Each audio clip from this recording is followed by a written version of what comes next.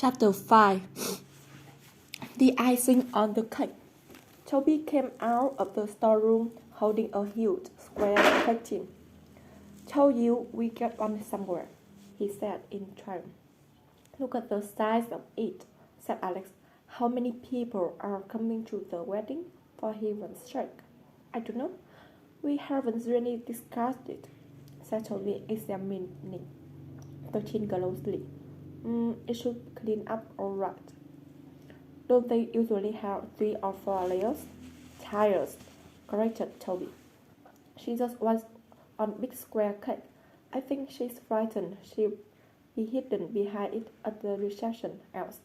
Anyway, you can be more adventurous with the decorations on a single tile."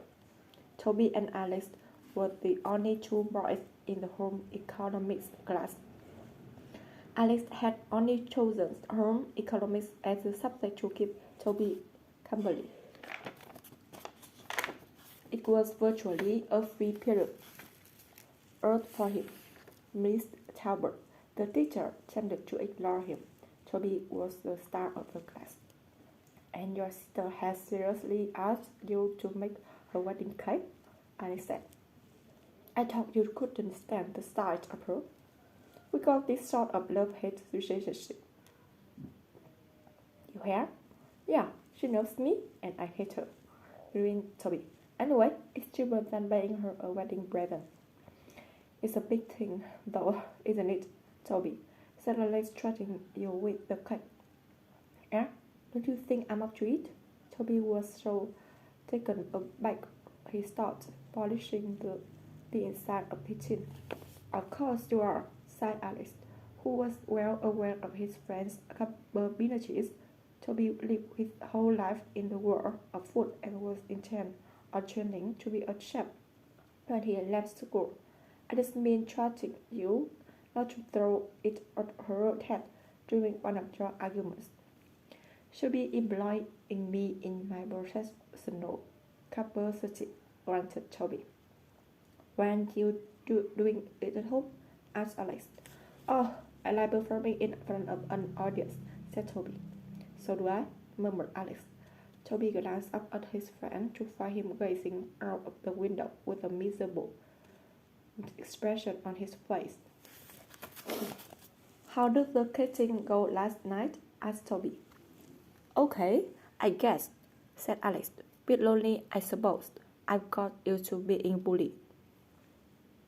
"So you're just going to catch with Sue for the time being?" "Yeah, she wasn't there last night, though," said Alex. "She doesn't always go to dance class. She's a free skater, really." "You're not thinking of going back to hockey then?" "No," said Alex. "Why? Do you want me to do?" "Nothing to do with me. It's just that I hear the hockey team needs a new right with your old position." "Oh, I know. But she already been sleeping around," said Alex. He smiled.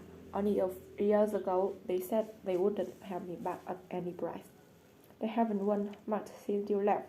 Maxie's been talking about you a lot."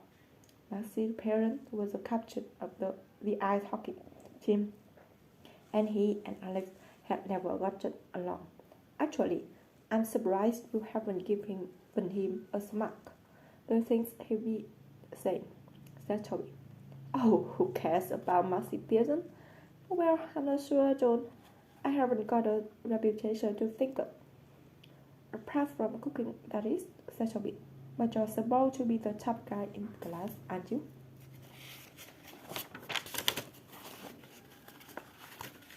"Not anymore," said Alex bleakly. "I'm a wimp who goes ice skating instead of playing a men's game like ice hockey." "Ah, so you have heard what Mercy's been saying about you then?" Alex didn't take Toby's bait. Just heaved a ladder sigh and went on staring out the window. Toby gazed at him in exasperation for a moment. "Look, Alex," he said, "I've got to tell you, you've been a real pain in the butt this last week." "Eh?" "Everybody's noticing it." "I know. You got a few problems, but it's not the end of the world, said Toby. Cheer yourself up, you miserable sot. I'm open to suggestion. Granted, Alex, I lost my partner. I'm not even allowed to see her. I'm out of the juniors and I haven't even got anyone to practice with from my inter silver. What would you do in my place, Toby? Me? Oh, I cooked myself a steak and potatoes and probably follow it up with a pineapple dessert. But George different dessert. But George different from me, Alice, more subtle, said Toby. Tell you what, go and push Marcy's face, or as your better, it's grew out July. That should do it. Alex grinned in spite of himself. Has Sam started her new school? Yes, asked Toby. How do I know? I'm not allowed any contact with her. I'm not stupid, Alex, said Toby. Of course you know. Alex glanced around to make sure he wasn't being overheard. She was supposed to start a week ago, he said.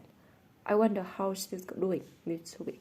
Oh, you know Samantha, said Alex. She can handle anything. In fact, Samantha wasn't getting on at all well. At that moment, she was hiding in the locker room. Most of the girls in her year were on a cross-country run and Samantha was using the charm to walk in her skate park. There was the sound of someone grasping and Samantha immediately slid her book into her bag. Marilla, the sports captain, came struggling into the room. When she saw Samantha, she immediately straightened up and walked the last few steps. Samantha waited. She didn't make friends quickly, and she knew that Marilla was never going to be top of her list when she did. Coughing out again, rapped Marilla. That's right, Marilla, said Samantha. You're a bit of a wimp, aren't you? Said Marilla. We don't encourage that sort of thing here, you know. I didn't see the boy in for a 5-mile run in a muddy field, said Samantha. Point? Demanded Marilla. The point is that I'm in training for the country championships, and most of the other girls believe in keeping fit. Fit? Samantha couldn't keep the laughter out of her voice. Yes, fit, snapped Marilla. How would you know what fit was? And I suppose you know all about it, do you? That's right, said Samantha levelly. I've been a professional athlete for the last 10 years. Athlete? You were a dancer? Same thing, said Samantha, getting to her feet. She gave a deliberate yawn, then just when Marilla looked as if she was about to explode. A freshman put her head around the door. Samantha Stevens, that's me, unfortunately, said Samantha. Now Stone Grace on the phone again.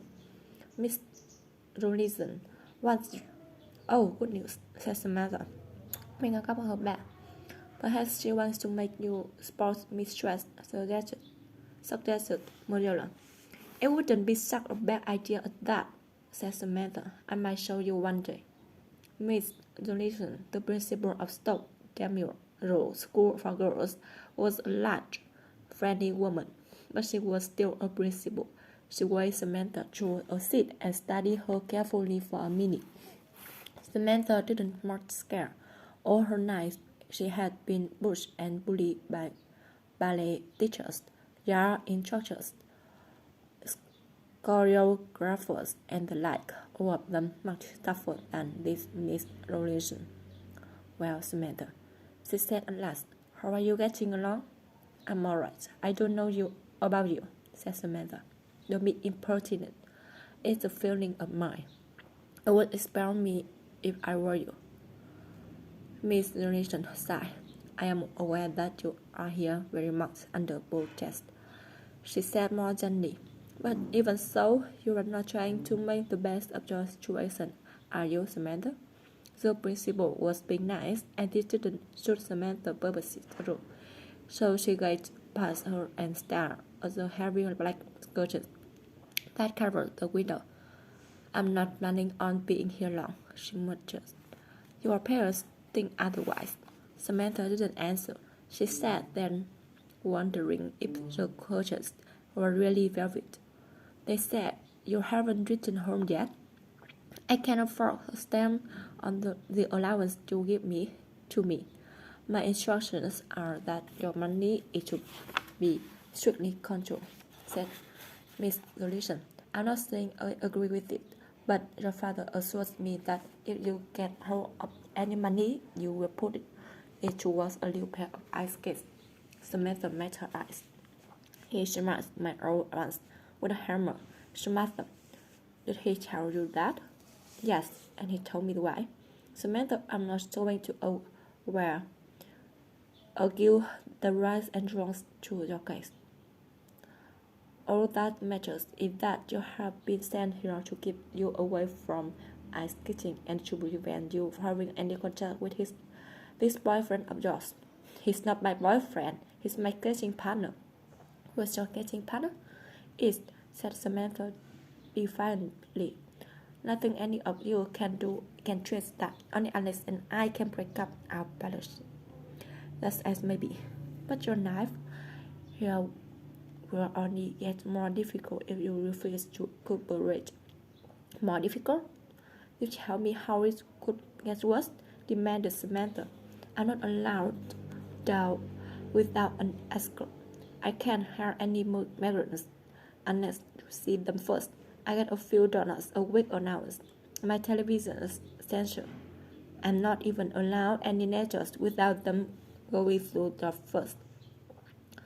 I thought it was supposed to be a school, not disputable headquarters." Samantha's eyes filled with tears, and she brushed them angrily away and went back to the coaches. Mr. Leeson was silent for a moment. "When you prove you can be trusted, I will be only too happy to relax the restrictions on you," she said. "Well, I tell you now," said Samantha, "I can be trusted. My parents made me give up dance. There's no way they're going to get me to give up skating." "Well, you really can't complain about the limitation we put on your freedom," said Miss Johnson reasonably. "And if you go on cutting class and sports, you're only going to spend every night in detention." "Samantha, the other girls are happy here. Our waiting list is one of the longest in the country. You're only here because of your special circumstances. You'll soon settle down and get over this silly obsession of yours. It's all happened before." "I cut class because I'm smartest behind the rest of them," said Samantha. "And I cut sports because it's supposed to be bad for my heart. Oh, didn't you know? That's why I'm here." "You're here because you can be trusted not to exercise," she said. "Your doctor assures me that as long as you haven't any cardiac infection, sports won't hurt you." "I'm not over my cold yet," said Samantha. I still am told you go running every morning and spend every lunchtime riding up and down the driveway on the funny bike of yours. The secret policeman on the gate will let me through. The caretaker has been instructed that you are confined to the premises." Miss Dennison opened Samantha's file, which lay on the desk in front of her. "Now, Samantha, you have got to take part in at least one part. It's part of the national curriculum and one of the school's most important rules. And I don't mean cycling or running on your own. The idea of sport is so participate." "I don't think you have to tell me that," said Samantha, meeting her eyes again. "None of your course not." Miss Johnson regarded her levelly. "Well, it's up to you, Samantha. Either you choose a sport or I'll choose one for you." Samantha sighed. "If I must, I don't mind swimming, I suppose," she said grudgingly. The principal was delighted. "There you are, swimming," she said, stretching it down in Samantha's file. "I told you, you're soon starting fitting in with the other girls." Chapter 6. Getting into danger. Miss Barnes put a plate of scrambled eggs in front of Alex, then sat down opposite him. It was Monday morning, and Alex was in a hurry because he had his paper route to get through before school. His mother had a worried look on her face. "I don't know about it at all, Alex," she said. "You know your father thinks you spend too much time at the ring as it is." "I know, but if you have a word with him, he'll come around," said Alex. "We thought you'd be sketching next since Samantha went away," said Miss Burns. "Now you want to sketch 2 mornings a week as well." "I don't see the problem. The school says I can go in it on Tuesday and Thursday. I've got the free periods then anyway," said Alex. "The principal understands, why can't you?" "I do understand, Alex. So does your father." "Really? It's just that, well, your exams are this year, you know." "But the 2 mornings aren't going to affect my exams, or I'll miss it assembly. Why does it have to be this new place? What's it called again?" "The Coliseum Sports Arena," supplies Alex. "Because our ring is only open to coaches at that time of the morning, and I can't afford a coach. Anyway, the Coliseum is brilliant, and the juniors is being held there. I need to adjust to the ice. What about Sue? Has the bank agreed to her going into work late 2 mornings a week?" "Yes, Mom. She's been doing it for a year now," said Alex. "Firms do that sort of thing. They like the publicity when you become famous." "When?" said Miss Benz. "Oh, well, I suppose if Sue's going to be with you, it's be all right." "Thanks, Mom," said Alex. He put down his knife and fork and went around the table to give her a kiss. "Why is it you trust Sue and not me?" "Because in the 5 years she was your babysitter, she never let us down once." "And I have?" "Not yet," said Miss Benz with a sigh. It was Thursday before Alex found himself being driven into the Coliseum's enormous car park. "Look at this place," he said in awe. "It's unbelievable. I forgot you hadn't seen it before," said Sue. She parked her patron car in an empty slot by the main door. "Wait until you see the ice. There are 2 rings, a main one and a small practice ring. There's even an outside one. That's mainly used for hockey." They climbed out of the car, and Sue led Alex down glass-covered passageways and through inner courtyards and fountains. Until he thought he never find his way out again. At last she stopped and pointed. "The men's locker room is down there. Just follow the signs," she said. "Keep going and you'll come to the drink." "Cheers. Will your coat be here already?" "Yes, he's just sick. I've got half an hour with him at 7:30, she said, glancing at her watch. "If I don't manage to see you before, try and be back at the car by 9, will you?" "Sure," said Alex. He watched her hurry away in the opposite direction and stood there for a moment, feeling lonely. Then he took a deep breath, picked up his sports bag, and went down the corridor to the locker room. 10 minutes later, he found himself gazing out across one of the most beautiful rinks in Europe. A few coaches were putting individual students through their paces, but there was so much room. He had little distance. He could see through over on the other side of the smaller ring. Wearily, he stepped off onto the ice, almost afraid to mark it, and let his momentum carry him along. Every ring has the different feel to it. And the atmosphere, the lighting, even the surface is different, and Alex glided around, getting a taste of it all. He glanced at his watch and made his way back to where he left his sports bag. He stopped by the entrance to the tunnel, and the small figure stepped out of the shadows and put her arms around him. She hugged him so hard it hurt. Hey, what is this? He demanded, not getting all sentimental, surely. Sorry, she said, letting go of him. Not crying, he said. No, said Samantha, hurriedly brushing a sleeve across her eyes. It's just a cold in here. Yes, and you're not used to that, are you? He said with a broad grin. Shut your face, Alice Vance, she said charmingly. I've just been a bit lonely, okay? So have I, Samantha, he said more seriously. The letter didn't say much. Won't anybody miss you? There are 4 different pools here. There's 13 up in one of them, she said. Have you got my sketch?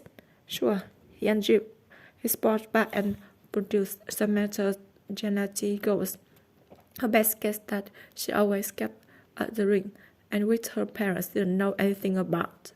She handled them reverently, putting them on with the ease of long practice, then pushed herself onto the ice, letting out a long breath of ecstasy. Oh, freedom, she said. Yeah, I know how you feel, he said, joining her and gliding her around the ring. This is the first time I come alive in weeks. How's school? Awful, like something out of the child's school books, she said. I keep thinking I'm in college, only there's no escape committee. But you are now out for swimming twice a week.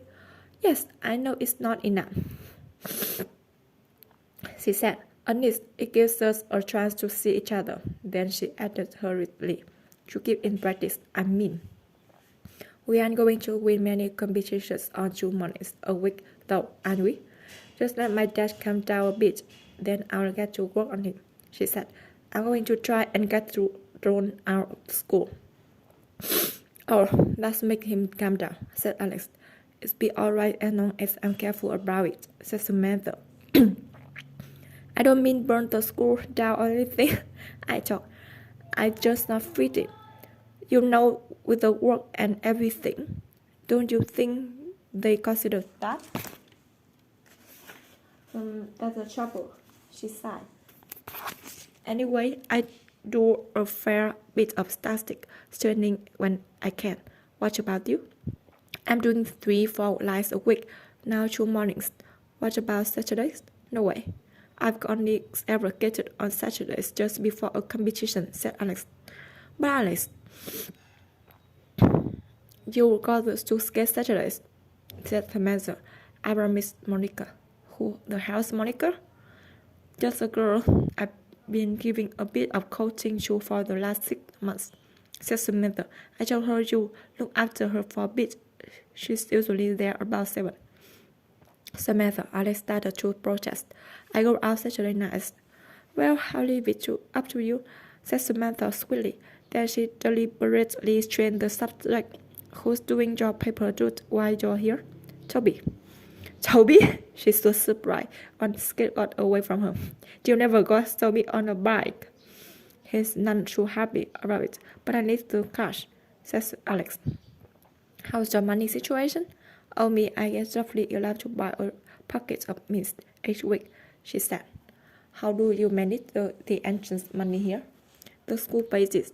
One entry fee covers everything, swimming, skating, playing squash.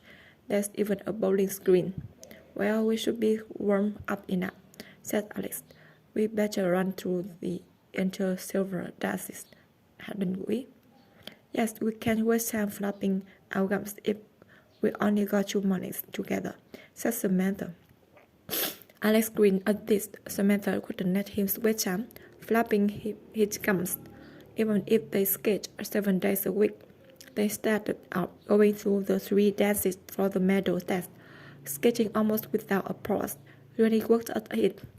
Half an hour later, they had halted at the far end, both of them panting for breath. Your timing's a bit off, he gasped. My timing's never off, she said. My skating might be a little rusty, my balance might have suffered, but never my timing. George said, it's me? Always you, she said dramatically. Alex knew better than to argue. when it came to the dance side, she was the expert. I think I might adjust it to sure, he said. Don't you dare. Look, Sam. Samantha, she corrected him crossly. He didn't mind. He knew Samantha didn't like people really close to her, shortening her name. Yes, look. So sure you can't get any more charmer. I'm showing you. It's a miracle I managed to this much. Don't you get any free time? Even prisoners get let out on parole. Sure, Saturday afternoon. Or the high schools allow out as long as you say where you're going. She said, except that is for me. I got to prove myself first. She pulled a face. I can either join one of the organized parties or talk a perfect into coming out with me. Oh, he said, shaking her arm and pushing up again. They automatically started running through the dances. Again, only taking it easier this time. Look, it's around here. 1, 2, then turn 3, 4. He guided her past the barriers and glanced at her. It isn't going to work, he said. What isn't it? What isn't? She demanded, bringing him to a halt. We need to them 2 mornings just to work for the Inter Silver, he said. There's no way we can enter for competitions elsewhere. We got to. The whole reason for skating. And you're talking about changing our free dance as well? Yes, a bunch. Oh, now everybody's seen it, and anyway, the music's no longer on the charts. Well, okay then, try this on for size, she said. Just say we managed to put a new free together, and just say we entered the juniors. It held on a Saturday. How are you planning on escaping, She gave him a sweet smile. Just trust me, Alex, she said. I'll think of something. They started off again. Alex was silent for a full circus of the eyes.